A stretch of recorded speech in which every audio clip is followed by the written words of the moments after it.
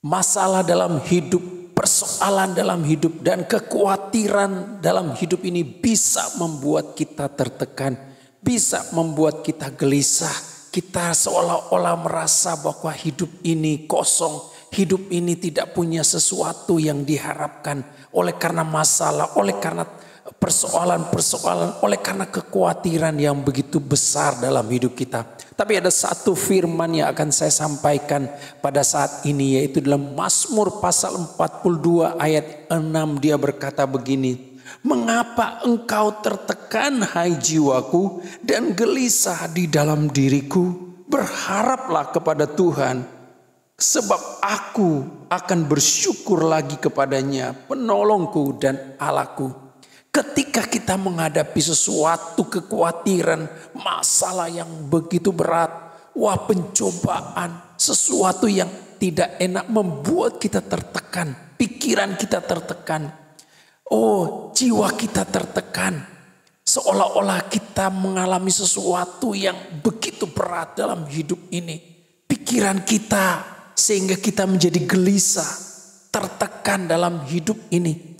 Tapi saya mau katakan, ketika kita mengalami seperti itu, mari kita berucap seperti pemazmur katakan, "Mengapa engkau tertekan hai jiwaku?" Memang ketika persoalan datang, memang ketika masalah datang, membuat pikiran kita ini tertekan, membuat hidup kita ini tertekan. Tapi kita mulai berkata, "Hai masalah, hai persoalan, hai kekhawatiran, saat ini aku mau berkata dalam nama Yesus, berharaplah kepada Allah." Dan kita mulai berkata, "Aku punya Allah, aku punya pengharapan dengan Allah." Mari kita berkata di dalam hati kita, dalam pikiran kita. Taklukkan pikiran-pikiran negatif itu dengan pikiran-pikiran dari firman. Bahwa saya akan berharap kepada Allah. Dan pengharapan aku tidak mengecewakan karena aku punya Tuhan. Lalu ketika itu aku bersyukur, di sini dikatakan, sebab aku akan bersyukur lagi kepadanya. Mari kita bersyukur. Apa yang harus kita syukuri? Ada hal-hal yang kita bisa syukuri. Misalnya kita masih diberikan makan oleh Tuhan. Kita masih diberikan kesehatan oleh Tuhan. Kita masih punya keluarga yang baik. Kita masih punya ini dan itu. Kita syukuri.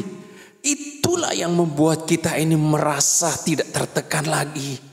Pikiran kita mulai plong karena kita bersyukur. Oh, terima kasih Tuhan. Memang aku mengalami suatu masalah yang berat. Tapi aku bersyukur karena Tuhan masih bersama denganku. Aku bersyukur karena Tuhan masih memberikan suamiku pekerjaan. Aku bersyukur karena Tuhan masih memberikan aku kesehatan. Jadi kita bersyukur. Nah, syukur itu akan mengalahkan tekanan. Syukur itu akan mengalahkan kegelisahan dalam diri kita.